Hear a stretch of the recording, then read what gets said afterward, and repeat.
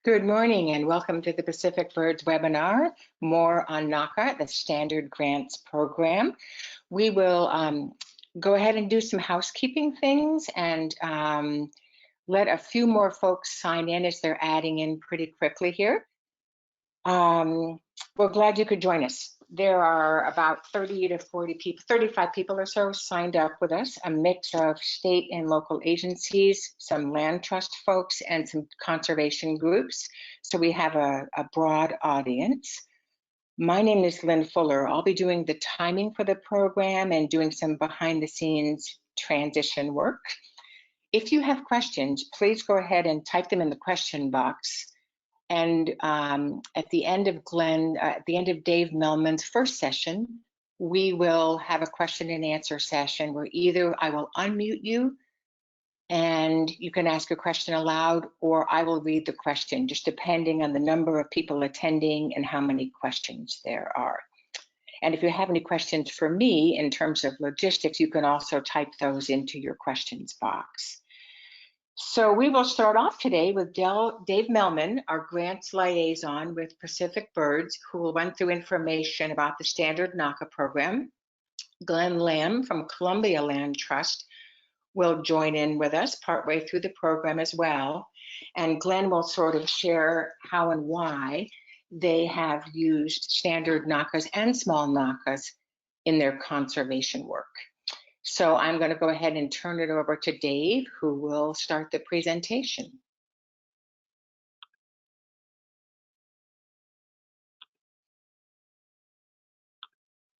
So Dave, you should be presenter.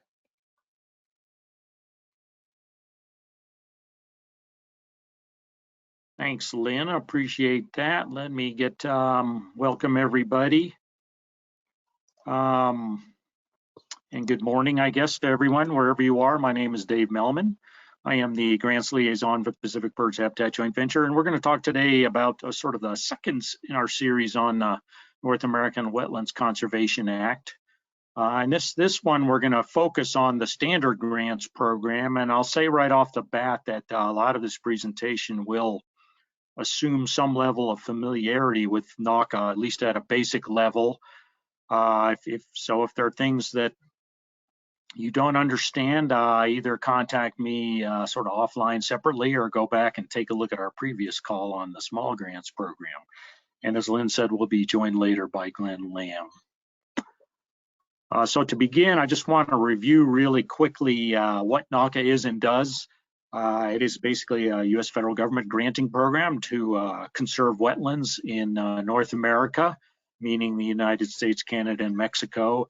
And a key point I want to make here for everyone, and I'll probably make this early and often, is that really projects supported by NAWCA have to fall into one of three buckets.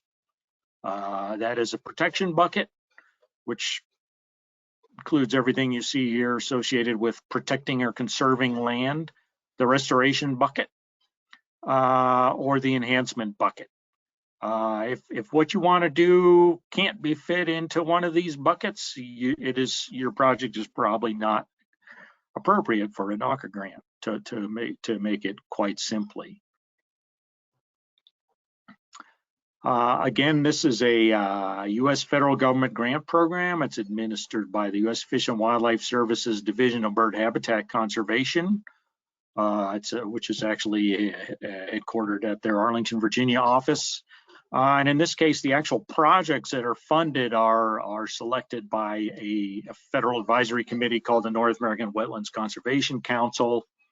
And perhaps the key issue here that most of us worry about with NAWCA grants is it does require non-federal partner match, which can be cash or in kind. And just at the bottom here, a few highlights for the program. It's been running for over 30 years, has a great track record. It's almost up to $1.75 billion in grant money, which has been matched by over $3.5 billion in non-federal partner funds, which is quite a record. And they're estimating across North America that they've funded around 3,000 projects conserving in one shape or form over 30 million acres. Again, we're going to focus today on the United States Standard Grants Program. And just to put that in context, the NAWCA, or the Wetlands Conservation Act, actually has four similar but slightly different granting programs. As I said, we're talking about the U.S. Standard Grants Program today, which has a maximum award of $1 million for projects in the United States. And the other three granting programs are the Small Grants Program, which awards up to $100,000 also for projects in the U.S. And then there's a Canada Standard Grants Program that funds projects in Canada. And then a Mexico Standard Grants Program, which funds projects in Mexico.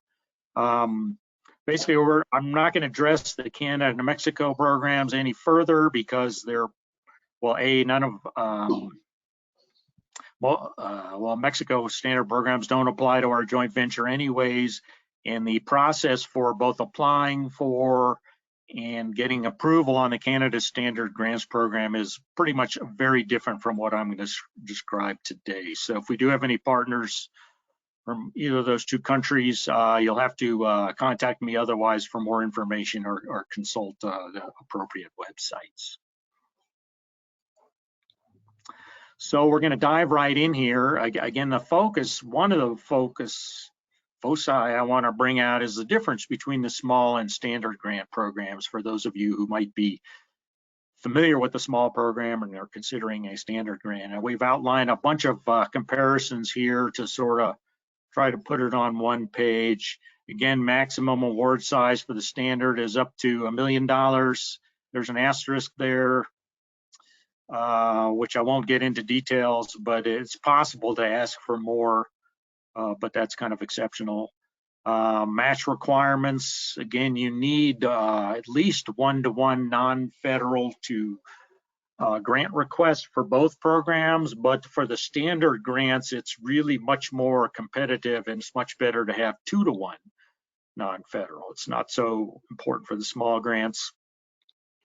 Partners are partners. Those are entities, if you will, of any kind that contribute non-federal match. They're good to have in the small grants, but they're really essential for the standard grants. I'll get into more detail later. So you have a more competitive program, basically the more partners you have. Evaluation questions, 15 points for the small, 100 points for the standard, which I think may give you a rough idea of the difference in complexity of the application. Something called a matching contribution plan, which I'll delve into later, is only available for the standard grant program. To put it simply, small grants, given their smaller amount, is a much shorter proposal, less time to prepare, whereas the standard grant, more money, is much longer, much more time to prepare. For small grants are kind of meant to fund projects of various sizes, including very small ones, as appropriate to the spot. Whereas standard grants, it's a general assumption that the more acres you can have to conserve in your proposal, the better.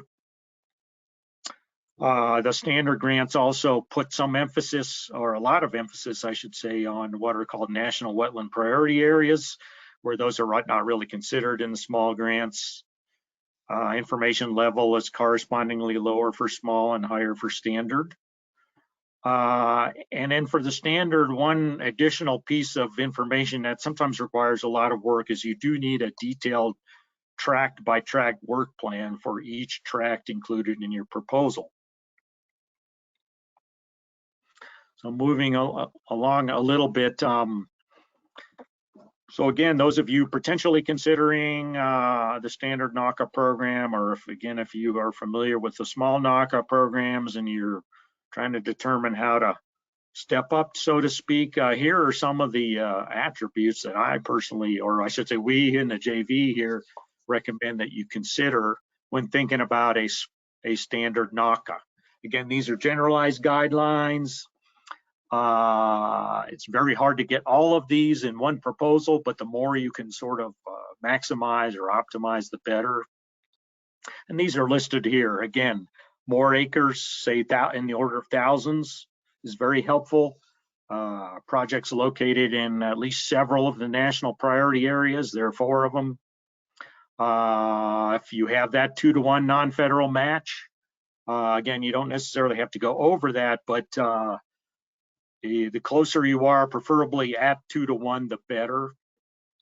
If you have, again, as I mentioned, if you have a lot of partners, or 3 or more in particular, that are contributing a lot of value, match value to the grant, that's good. If you have a variety of partners, and by that we mean partners contributing non-federal match from, say, state agencies, private individuals, non-governmental organizations, county conservation districts, even private individuals, et cetera, et cetera, et cetera. Those are better. And in some places, this is one spot where actually you can include a federal agency as a non-match contributor, as a partner.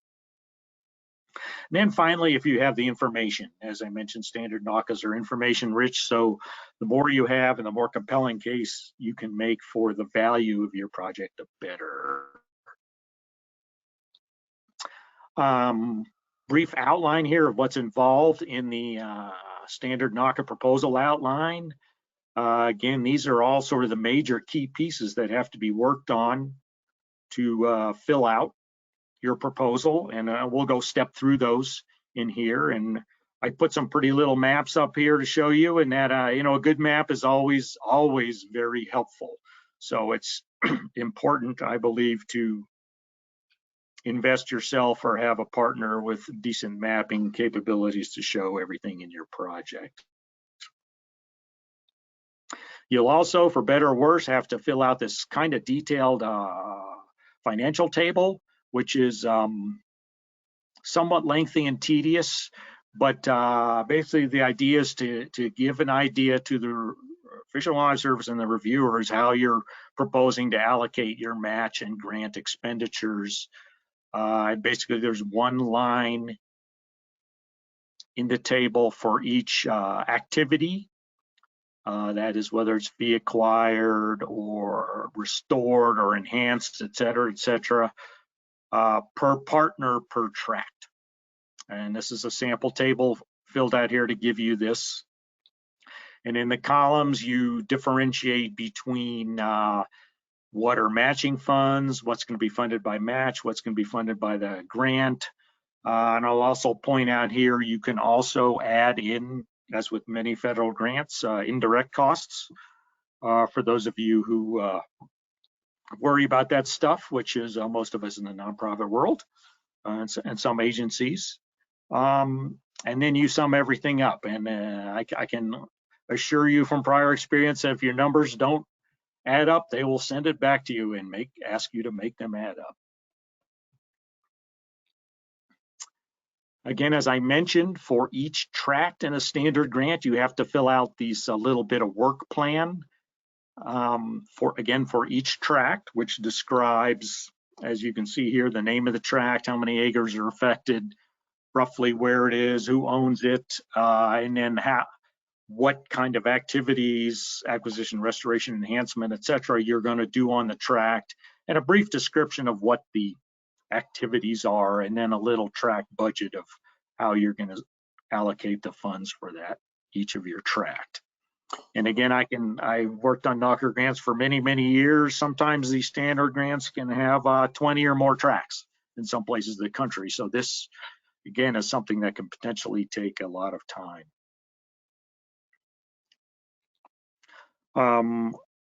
As I just previously alluded to, again, you can include sort of other direct activities, which would be like the report writing and all that kind of good stuff, coordinating the partner works and things like that.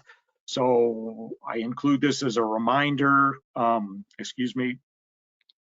that especially that you can include some money for sort of like just general, if you will, administrative work on the grant. That's good not to forget that. And again, at the bottom, don't forget about those indirect costs, which many of us, I come from a nonprofit background, have to worry about. I'm not going to go into detail on that, but if you If you have a NICRA, negotiated indirect cost rate agreement, you use that rate. If you don't, they have a de minimis rate, which you can use. But again, if you don't know what I'm talking about on that, we'll have to talk separately. So now I'm going to try to overview quickly the 7 technical assessment questions. And to really go in huge detail on these would take forever. So it'll be a little quick, but this is really the meat of a NAWCA proposal. And this is how the proposal is really evaluated, is how well you address each of these 7 questions. And just going on here to illustrate the importance of them, each of the questions is directly tied to a point score. And I've included the point table here, a maximum of 100 points. You can see directly here how the points are allocated among the questions. And they're all sort of equally important, some slightly less so than others, but I just make one important point on this scoring category, and I'll call your attention to number 7, partnerships at the bottom. So that's a 20-point question, which is the most of any question. And the reason I highlighted it is that this is the one where you as an applicant have pretty much almost complete control over how many points you get. Not totally, but almost complete control. So since to a certain extent, the name of the game, if you will, in a standard NAWCA is maximizing points, this is where you really can have some latitude to do better, or I suppose worse, if you choose, because you get more points for more match ratio, as you can see, for more partners, and et cetera like that. I said that's sort of my one message to applicants on a lot of this, is that partner question is one where you have almost total control. So we'll look here, question 1. NAWCA is going to ask you to explain, talk about the waterfowl habitat and waterfowl species that will benefit from your proposal, with a focus on their NAWCA's high priority and priority waterfowl species. And this is in support of NAWCA's goal as a funding mechanism to support the goals of the North American Waterfowl Management Plan. In this slide, we've listed the priority and the high priority and priority waterfowl species that they're looking for you to describe the benefits to. We'll point out that there's a few on this list that do not occur in the Pacific Birds Habitat Joint Venture area. This is like the list for the entire North America, or for entire United States, but the idea would be for you to describe which of these species we're going to benefit, how many, and how. And I always advise people, don't just throw in a species because somebody saw it there once.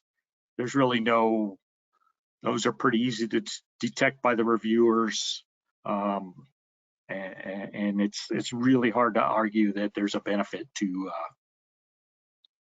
accidental species. In order to do this, you'll have to answer a bunch of sub-questions about this, and then you'll have to fill in this small table of the species in each of the priority categories, the numbers affected, and sort of at what time of the year. Again, in Pacific Birds Habitat Joint Venture, we are so large, we have some where we're primarily breeding and migration habitat, and others where we're migration and wintering habitat, and that varies by species and location. And then the importance of the various tracks in your proposal to those species. So question 2, this question asks you to describe the benefit of your proposal for essentially other wetland associated bird species in North America. Question 1 deals with the waterfowl. Question 2 kind of deals with everything else, the wading birds, the perching birds, the shore birds, and all that kind of good stuff. And what NAWCA has done is it has used the bird conservation regions of North America, which are shown here in this map, to define lists of priority wetland associated species that they're looking for in your proposal. Most of the joint venture, Pacific Birds Habitat Joint Venture, is in BCR 5. Pacific rainforest, exceptions are in a lot of Alaska has some different BCRs, and then Hawaii is an entirely different BCR. And these species are derived from the other bird conservation plans in North America, specifically Partners in Flight, the Shorebird Plan, and the Waterbird Conservation Plan. And I'm sorry, in this slide here, we've put up for you the actual list of priority wetland associated birds for the BCR5, the Pacific Northern Rainforest region. So the idea is, in the more of these species on this list that you can demonstrate a benefit for, the more quote unquote weight your proposal will have. And again, not all of these species, there are many parts of our joint venture where many, if not most of these species do not occur for a variety of reasons. So avoid accidental species as always. And this is what it looks like when you fill out the proposal. Actually, there's another table which asks you to specify the species, again, numbers affected, and kind of the life stage cycle, how the project benefits the species, and the importance of individual tracks. And what they do is, again, since some projects are not likely to have too many of that rather small priority list, it has a part A which deals with the priority species from that list I just showed you, at least for BCR5, and then part B is other species you feel are of interest or will benefit that are wetland associated from your proposal, which you fill out the same information. Question 3, I had mentioned that this was one of the features of the standard grants, is that the NAWCA standard grant program gives more weight to proposals in what are deemed priority wetland areas under these 4 national bird initiatives: the waterfowl, the waterfowl management plan, the shorebirds, the wading birds, and Partners in Flight. Realize these maps are kind of crude. You can't see them well here, but basically this is kind of a simple, is it in one of these areas, is it not in, or are kind of pieces of the project in and pieces not in here. As you can sort of see, particularly for our joint venture, Pacific Birds Habitat joint venture, coastal projects are generally in a lot of these areas, whereas the more inland ones are not, to make a very, very simple distinction on that. And to help you, the Fish and Wildlife Service has made available this sort of mapper, which I've shown a screenshot of here, which you can actually call up the mapper. You can zoom into where your project is and get a little more accurate information on whether you're in or out on that program. So if you don't know or you can't figure it out from the proposal instructions, you can reference this mapping program. Again, the link is in the proposal instructions. So moving on a little bit, the next question, question 4, you're going to have to address is wetlands. It is the North American Wetlands Conservation Act, after all. So NAWCA is going to ask you what kind of wetlands you have on your project, pretty much based on national wetlands inventory types, and then how many acres are in each one. Again, you can include adjacent uplands in your proposal. I mean, rather obviously, it is impossible to separate adjacent uplands from their associated wetlands.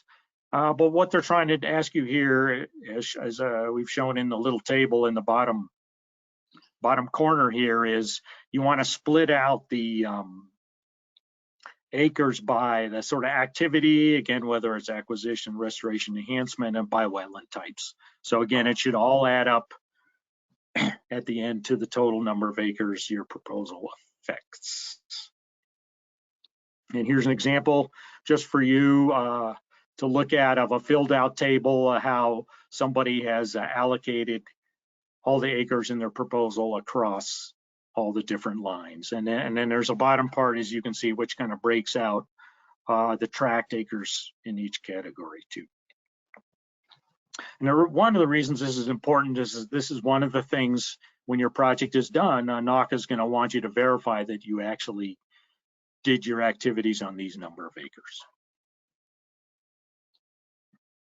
Okay, question 5 has to do with the long-term conservation of these wetlands and the uplands. In many respects, the NAWCA Standard Grants Program has been constructed so as to favor longer-term conservation over shorter-term. It acknowledges that sometimes shorter-term activities are essential and have to be done, but in a sense, the way I describe it is the thinking is if you're going to spend $1 of public money, it might as well go for a longer term rather than a shorter term, all other things being equal, which they never are. But again, you'll be expected to fill out this table of how many acres by activity type, again, acquisition, restoration, enhancement, etc., in each of these 4 sort of longevity categories. And I will say right now, perpetuity, which is indeed a very long time, pretty much only applies to essentially perpetual conservation activities like an acquisition or a fee title acquisition or a permanent donation to a conservation entity or a permanent easement. Most other activities that we do in terms of restoration enhancement, almost by definition, cannot last forever. And then they'll also ask you for some text description to sort of describe essentially how you think your proposal will be affected by changing environmental conditions in the future, just to show that you've thought something about that. This slide's an example of a filled out table of the longevity table. Again, you can see how this one is put all the acres in their appropriate line and column, and then also listed each tract in each category and again, to make sure all the numbers sum up. Question 6 addresses the conservation of habitat for species of concern or wetland associated species of concern in particular. Again, the goal here is that NAWCA being particularly a Fish and Wildlife Service federal grant program, it's helpful to have some connections with other parts of the Fish and Wildlife Service in particular and other conservation efforts that we're trying to promote. So there's 2 parts pretty much. Part A asks you to address, are there any federally listed species of concern on your project? If so, how are they going to benefit? How many? What are the actions that will benefit? Is this listed in a recovery plan or something like that? And then part B is similar, but again, for species of greatest conservation need from your appropriate state wildlife action plan. Again, we know there are many states that have high priority species, which obviously are not federally listed. And the idea is to sort of show the connections of your project with these other efforts. Sort of the final question, question 7, the partnership purposes of NAWCA. Again, as I said a while back, this is a really important question because you, the applicant, can really control how many points you get on this. And again, in this sense, from NAWCA's point of view, I have to stress a partner is an entity or person even who contributes matching funds. There has to be a dollar value tied with your contribution. I'll say right now, letters of support are great, but they're worth the paper they're printed on, which is nothing. People got to put up some kind of financial stake to be considered a partner. Again, the match has to be at least a 1-to-1 non-federal match to federal grant requests. But again, I can't emphasize enough the need to get up to 2-to-1 for the standard grant. Match can be in kind or cash, as I mentioned before. But again, it always has to be tied to project acres, an acre on the ground. It has to support some kind of activity. Any partner you list as contributing is going to have to be essentially sign what's called a partner contribution statement to document their match. Again, if you list match from partner and it doesn't have the appropriately signed and dated statement, the match is not going to count. As I mentioned before, partner categories are also important to NAWCA. It's good to have match from these different kinds of match contributing partners. These are the main, I've listed on the main slide, the primary ones we usually see from NAWCA grants here, but there are probably more in some places that we don't know. And again, as I mentioned, you can, if a federal agency, most typically it's sometimes other parts of the Fish and Wildlife Service or Forest Service, or particularly various USDA, say farm bill programs and things like that, they can be considered a non-match contributor. So although that match doesn't contribute to meeting your 2-to-1 ratio, it does count as a partner. And then, as I probably didn't emphasize earlier enough, those partners who contribute 10% of the grant request get more weight. And that means if you're requesting $1 million, that the partner that's contributing over $100,000 in match or more will help get you more points. And again, just to hopefully emphasize my view of the importance of this, I've sort of laid out in a little more detailed here the scoring of this question. And again, I cannot say this enough. This is totally under control of you in the as the applicant to scrounge up or find or convince people to contribute the amount of match, the 10% partners, the different categories, whether a partner's new or not, or a new contributor. And then NAWCA under this also has an interest in supporting public access, particularly for hunting. That's not always possible. In some cases, it's outside the mission of some groups, but the more you can demonstrate public access to the property, the acres being conserved, the better. Now, I do want to go over, I'm not going to spend a whole lot of time on this, but as I mentioned before, NAWCA doesn't really fund everything that we might like to do in the conservation community. And some of these activities are indeed very valuable, but NAWCA does not fund them. And in my experience, probably the most commonly ones that either I get asked about, I've encountered, are the first 3 bullets there on the left side. NAWCA does not fund what we might call stewardship or maintenance. They'll fund a one-time activity to get you started, but they won't fund ongoing activities to keep maintaining, like a restoration projects. They don't fund any kind of monitoring or evaluation. And it's not a statement on the value or lack thereof. It's just not something that's in their fundable activity. They don't fund, the cost to develop the proposal. You can't recoup costs spent before you submit the grant. And then there's a couple other things that sometimes come up. I guess I should mention, generally speaking, NAWCA does not fund infrastructure really of any kind. Perhaps temporary, something like if in some cases you have to have a road to get equipment in to do a little bit of restoration, but you'd have to take it back out again. I do want to kind of, again, since, as I said before, I'm kind of aiming this at more experienced NAWCA people, I did want to go into a couple special topics, which I think it's important for you to know about.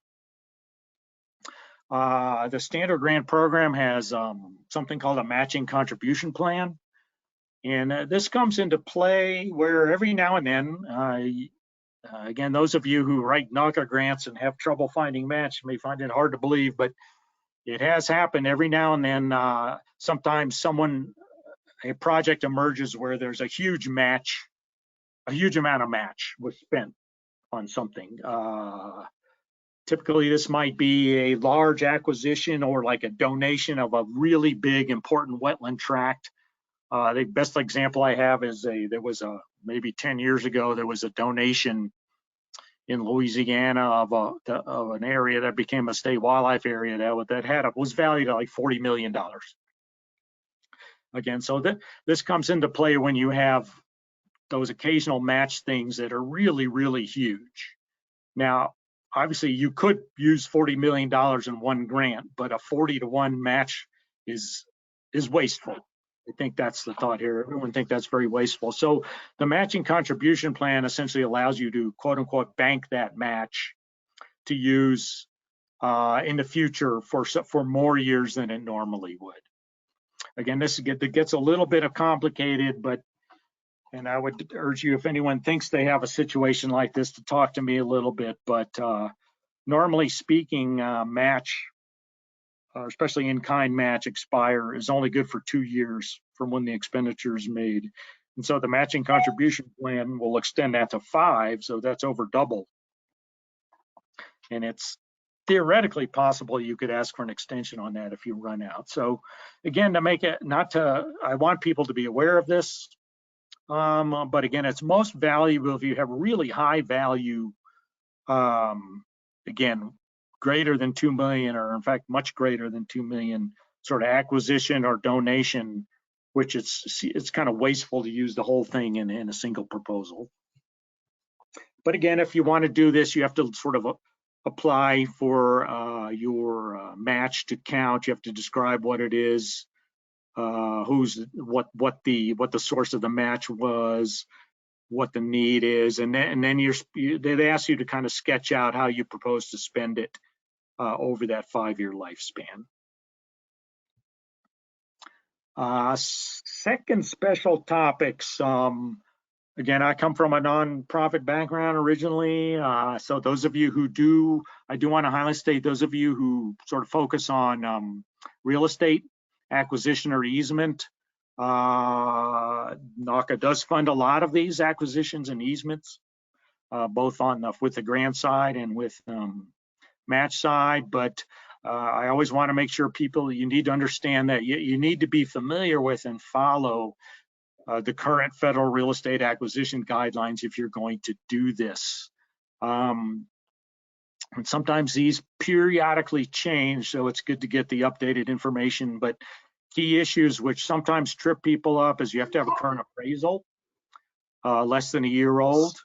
The appraisal has to, well, it can be a yellow book standard, or it can be USPAP with an appraisal review. You're going to have to do this done. Have this done to verify the value that you're claiming in there. If you are doing a new acquisition, you're going to have to provide notice of fair market value to seller. You'll have to comply with relocation assistance requirements if it's applicable. Again, these are all federal real estate guidelines. And then at the end of the grant, you're going to have to record a notice of grant requirement, or NOGR, on each grant or match tract for your project. So again, those of you, if you do a lot of real estate, you'll probably be aware of what I'm talking about. If you're not, you need to be thinking about how you're going to get this done sometimes. And I would say include money in the budget. If you need a review appraisal, you're going to have to include it in your budget to pay for it, or find a partner to pay for it. And then sort of a couple bullets at the bottom, I do want to highlight that in some ways, NAWCA, in terms of accountability, it's kind of, in some respects, simple. They're basically, if you say you're going to spend X amount of money to conserve Y amount of acres, at the end of the grant, they're going to want to show you how that you have conserved X amount of acres and spent Y amount of money, or X or more, or Y or more. If not, they're going to ask you either to make it up somehow or pay some money back. And then, I'm sorry, the second bullet I forgot to mention, the one thing I would point out, particularly, I guess, for nonprofits, if you do an acquisition and you have some thought that you're not going to hold on to it, in other words, if you're intending a future disposal, then you need to think this through really carefully, because any such tract that's protected by notice of grant requirement will trigger a Fish and Wildlife Service review of any disposal. So that may or may not be an issue for you if you're intending to do something like that. And then again, I would say that this is a real key area where it's important to look at the latest guidelines to see if anything has changed. I've heard through the rumor grapevine that some new guidance is coming on appraisals, but I don't really know anything about that right now. And then the final special topics I did want to highlight for those of us in the Pacific Birds Habitat Joint Venture is that I haven't really talked about it because it's way too much in the weeds, but the pot of money that funds NAWCA grants actually comes from several sources. And one of these sources is what's called NAWCA's coastal funding. And I can go through the source of that for more detail if you're really interested in that. But basically, this pot of money is restricted to funding projects in the United States in the areas highlighted in blue on this map, which are pretty much coastal connected counties in the United States. And we can see our friends in the Great Lakes have managed to consider themselves coastal. And so, but if you look at the map, most of the Pacific Birds Habitat Joint Venture areas on the coast are in this blue zone. And the reason I highlight this up is that these funds, you're only competing with proposals in other blue areas of the country. So while it's true on the one hand that there are many, many, many excellent coastal NAWCA projects that come out of, like, particularly the Gulf Coast and parts of the Atlantic, that's still a far smaller area than the country writ large.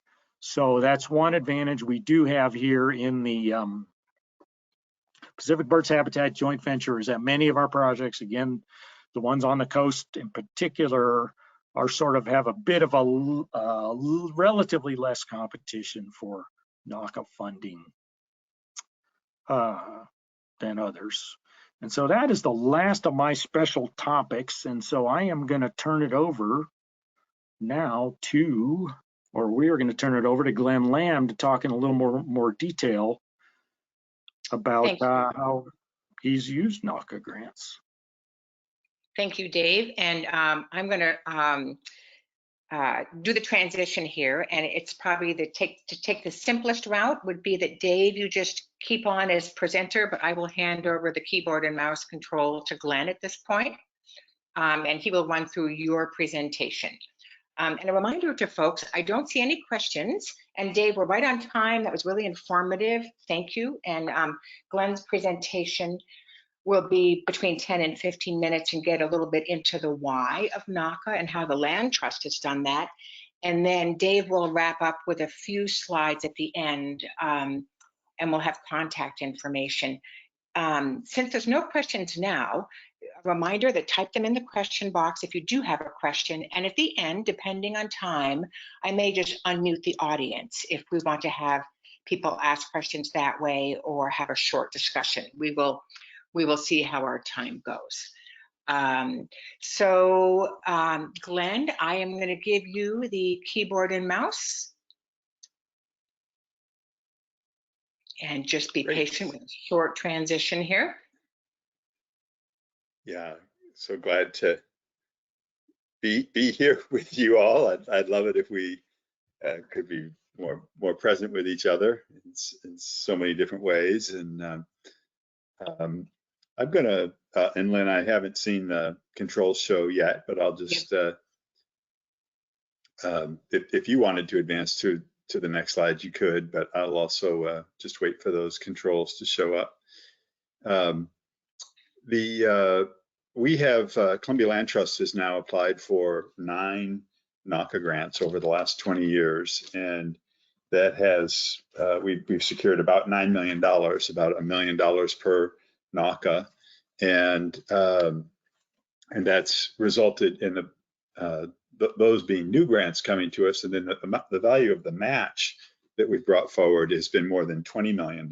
So the NAWCA program for Columbia Land Trust has really been a transformational program that has allowed us to complete projects at a much larger scale than we'd ever been able to before.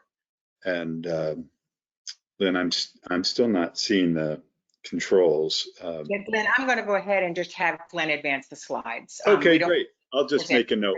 Just say that's it's great. next. And Dave, if you would advance the slide, that would be helpful.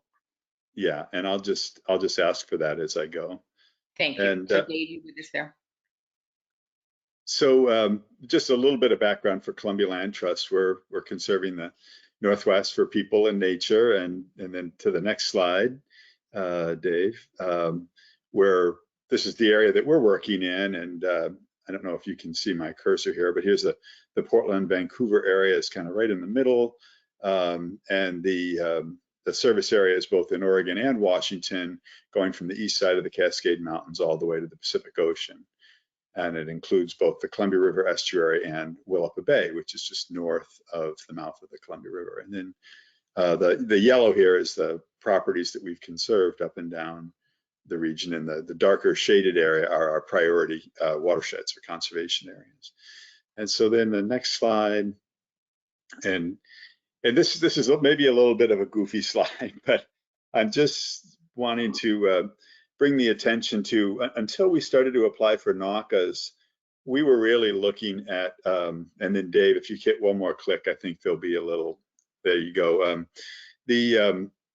That we were always, really focused on what's the next 200 acres that we're going to conserve. And it was really sort of a property by property focus. And when we started really getting involved in NAWCA grants, we really started realizing that there were places where we worked that were of continental significance, and that in going through those charts of all the different, the maps of all the different plans that Dave just cited, shows that there are a lot of areas in the Pacific Northwest that are of continental significance. And it was a mind shift for us as we started to get into these NAWCA grants, that we were going to start to think about what are those properties that are continentally significant. And so it even kind of built its way into our strategic conservation plans as a result. The NAWCA programs and all the maps and the Northwest waterfowl plans and so forth really identified where are the most important places where we're working. And so having those plans, the priority area in those plans, show up in your conservation priority, your strategic conservation plans, it's a really great thing to have that overlap. So then next slide here,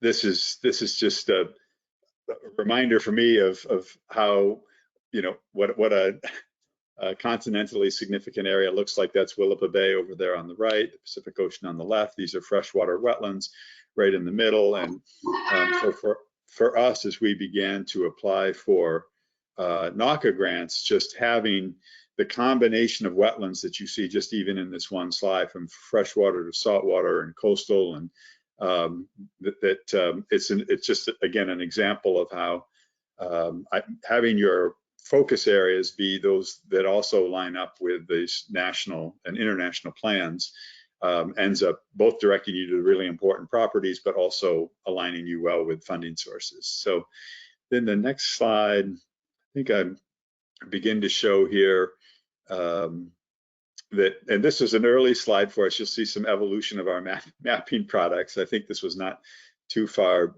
I don't think those were all pasted on by hand, but pretty close to it, I think. And this just really represents, these are sites that were from an individual NAWCA application. And I think it says there at the bottom, Lower Columbia River Phase 4. So we've now had 6 phases of Columbia River ecoregion NAWCA grants, and we've had 3 up in Willapa Bay for a total, that's our 9 total. And in every case, we're identifying across, that's 100 or so miles from the one on the right, to the one in the upper left. And so it's a very, this goes far beyond just sort of one individual site. And the main value that we get in, there's a few things in spreading it out like this. One is that we get many, many different wetland types by going across all of these different sites. Also, you can get lots of different project partners. So, each one of these sites is likely tied to a different partner. It could be a county parks department, or as Dave said, a conservation district, or a watershed district, or a federal agency, a private landowner. And so this just shows, what for us, what an individual project might be. And I think the next slide has another example where we were a little more, our technology was a little bit better. You can go to the next slide here. And yeah, this one is, our next round after that last one. This was phase 5 of our NAWCA grants. And you can also see that some of them, like in the upper left, Chinook River was acquisition. We also had restoration enhancement. And so I guess I just wanted to really emphasize the importance of project partners in multiple sites. And it's really a math equation, right? In the end, you want to get this grant, you need to go back to those scoring questions that Dave asked, and you need to kind of figure out, how do I get the most points for every one of those? And multiple sites and multiple partners is one of the very best ways to get as many points as you can. And I guess it's related to that when I asked our staff person who's been taking the lead on our NAWCA grants most recently, what his top 3 recommendations were. And one of them was to begin planning for your project a year before the grant deadline. And now that may sound like a lot, but in order to bring partners together, in order to identify the different sites that are available, it just takes a lot of time. And unlike other grant proposals where you see the grant deadline and you think, oh, well, 2 or 3 months ahead, let's start getting the application together. His really big recommendation was go out a year and take that time. And just a little bit sort of behind the scenes in your partner conversations is that some of your partners are going to be doing things that will count as match, and they've got 100% of the funding that they need. And they don't really need any NAWCA money, but they're happy to provide it as match. And that's sort of a wonderful case where that happens. And in other cases, you may have a partner who doesn't have all the money yet for their project, and they would hope to be able to get some of the NAWCA money.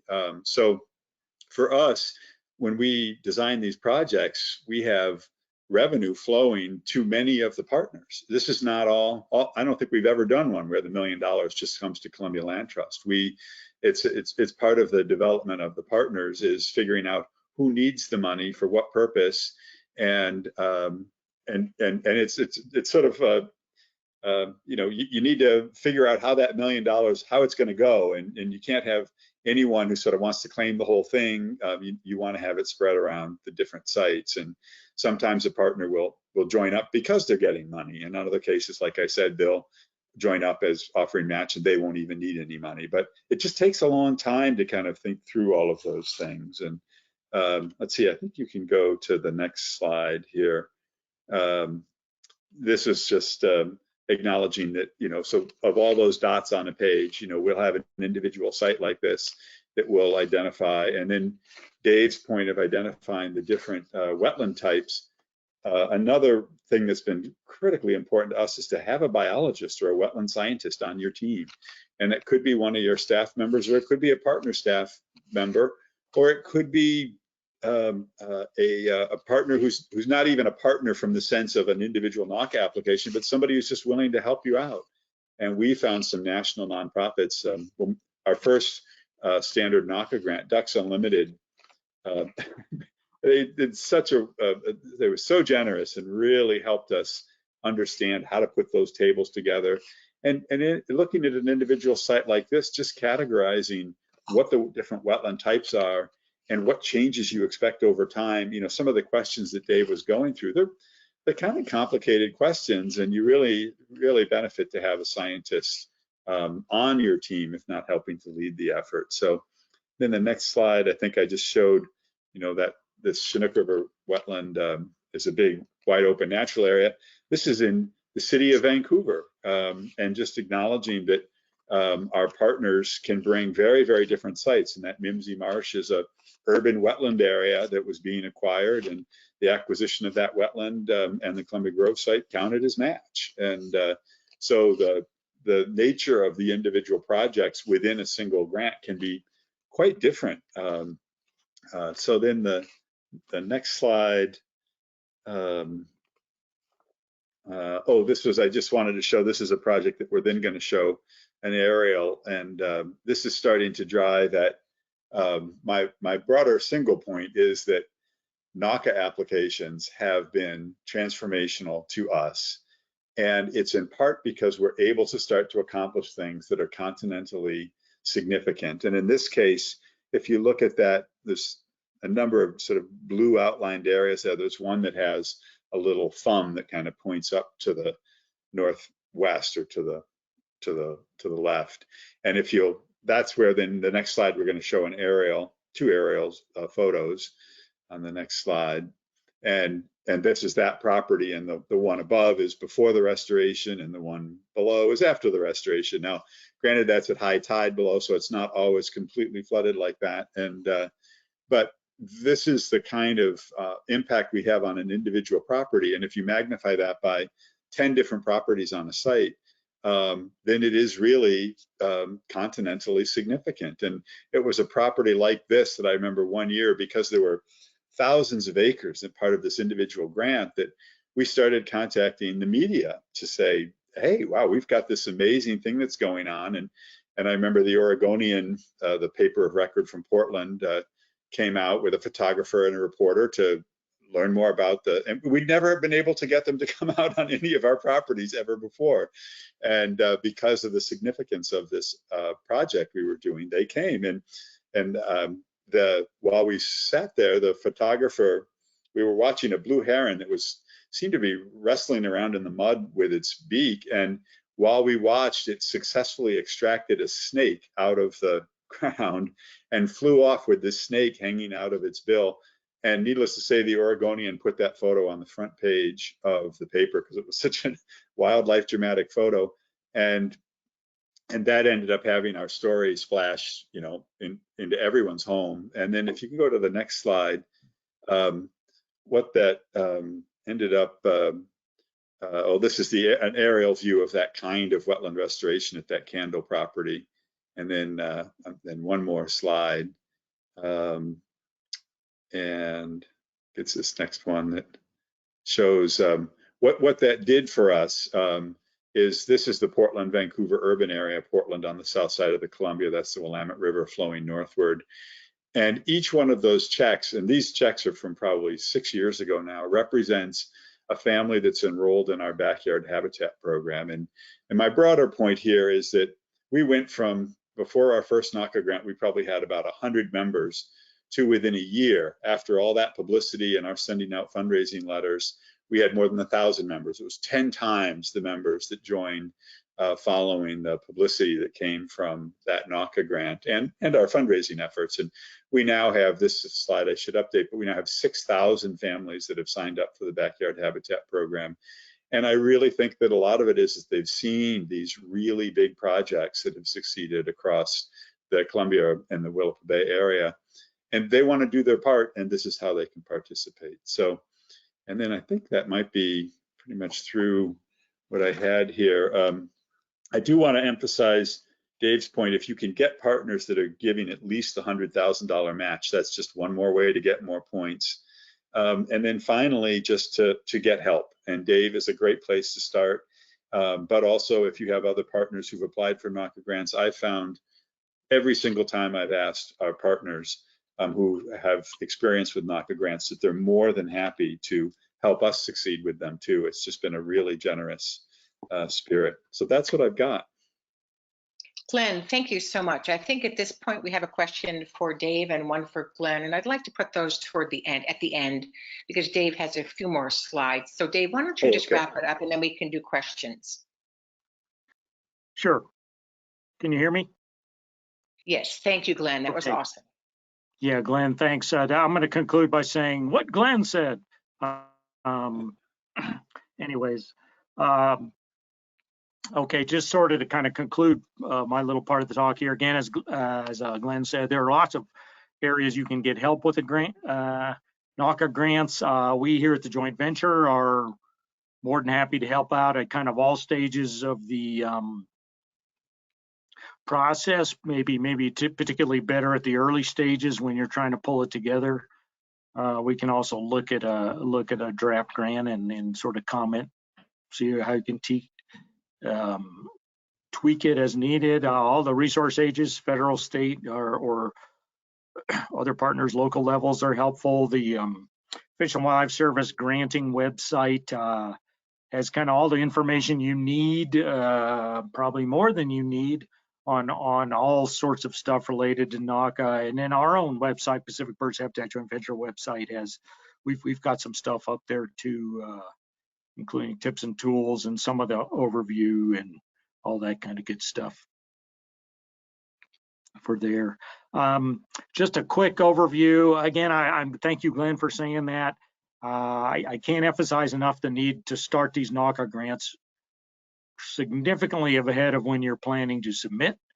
It just takes a while to get it done and to line up all the partners, and some partners don't respond yada. So you got to start early. And to emphasize, I just put this little flow chart to emphasize all the stages that you will go through here.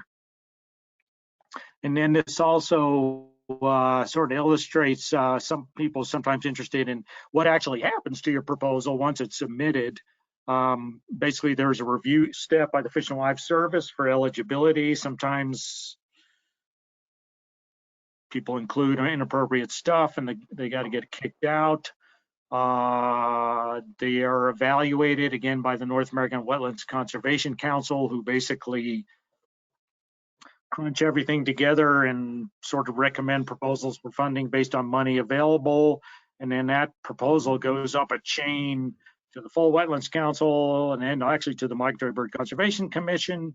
And then finally, at the end of this, after quite a while, unfortunately due sometimes to federal budget delays, the Fish and Wildlife Service will do a grant award agreement. And actually, I should mention, this reminds me, we've been having conversations, the 8 federal agencies themselves can apply for NAWCA grants. I want to make that clear. They are eligible applicants. They still have to have the non-federal match, but in fact, the Fish and Wildlife Service itself applies for a grant sometimes from the program. Sorry about that little delay. Just more about our track record. We're very proud of over approximately 30 years. We've received, what is that, over 130 grants of both standard and small sizes, a considerable amount of money. And again, we put this graph up here to emphasize the huge role that match plays in these NAWCA grants. I mean, it's not an exaggeration to state really that, particularly for a standard grant, most of your grant proposal is the match. It's not really the grant. I mean, you're trying to get the grant money, but the bulk of the money, the budget, is your match. So really important. And as you can see here, we've got also cases where it's very confusing, but there's non-federal non-match and federal non-match too. Again, they count as partners. And what does it mean for habitat conservation, which is why we're doing all this stuff? We're estimating in our joint venture, in this case, including the British Columbia part, the Canadian part, we're closing in on 350,000 acres conserved soon, and almost 200,000 in the U.S. alone, including Hawaii. And so that's a lot of habitat, no doubt about it. And finally, questions. Again, I'm here to help. I'm from the joint venture. I'm here to help, as are all the joint venture staff, to help you. I put on the bottom here the sort of deadlines. The small grant deadline is still coming up here next month. And then the deadlines actually for the next round of standard grants have not been announced yet, but based on prior years, they should be 2 application windows, probably one in February and another one in July 2021. And you'll have to stay tuned either to our website or the Fish and Wildlife website for details. So I do want to put up a few acknowledgements, and I think with that, we'll take fire away with any questions. All right, thanks, Dave. We do have a question from at the end of your first section of the presentation from Christopher Dietz, and it's not clear to me from my panel here if he is still on. I will ask the question anyway, which is, how are the NAWCA high priority waterfowls determined? Oh, yes. They they originate, you know, to be honest, I'm not sure entirely how, but they originate from the North American Waterfowl Management Plan and people associated with that. Okay, Is great. the short. Thank you. And I'm going to try to unmute Randy Moore. Randy, can you go ahead and ask your question?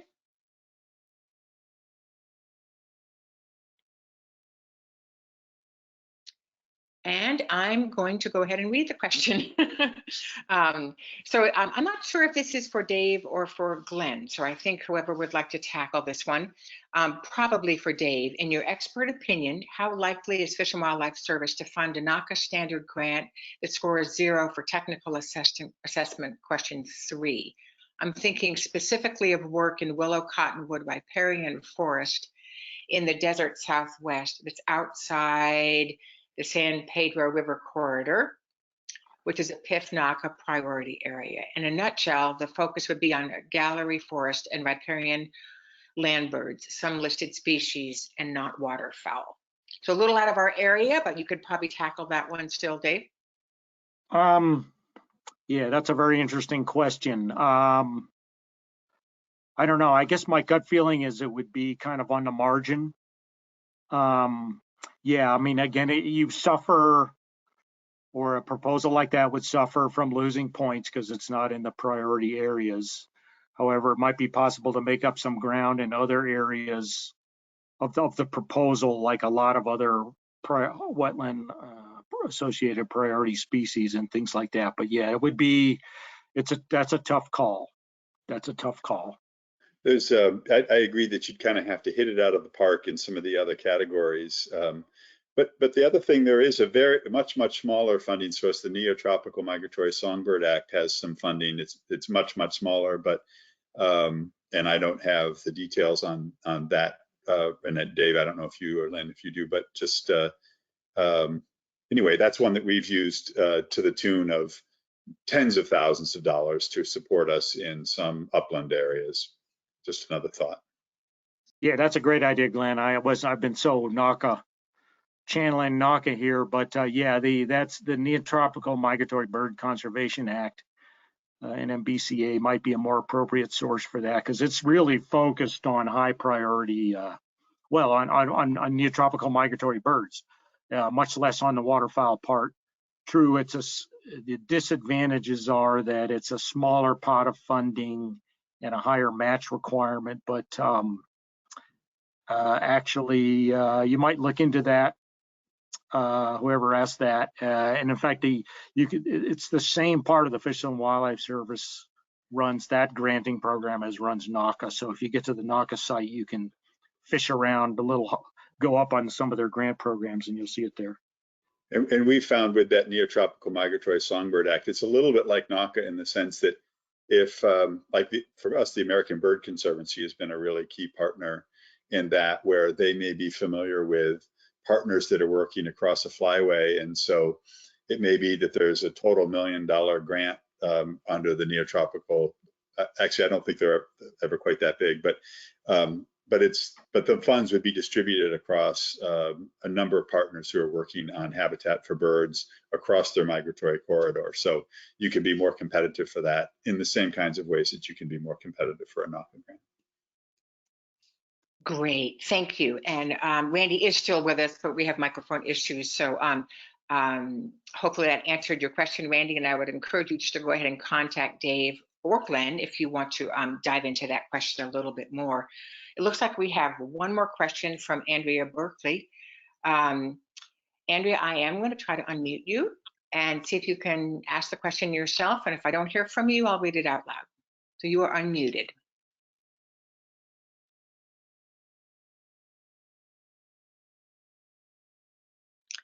And I'm going to read the question.